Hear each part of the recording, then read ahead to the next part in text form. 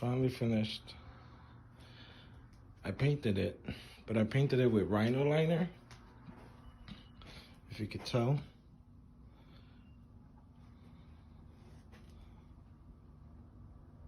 So it's much better. Doesn't scratch as easy. Put the lights on.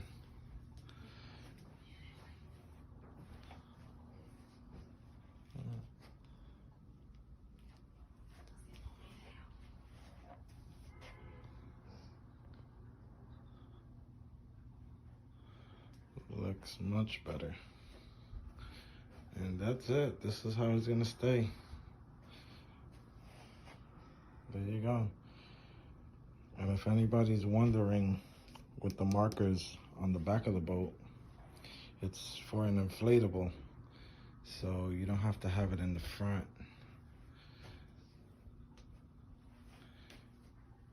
Especially if they're that big.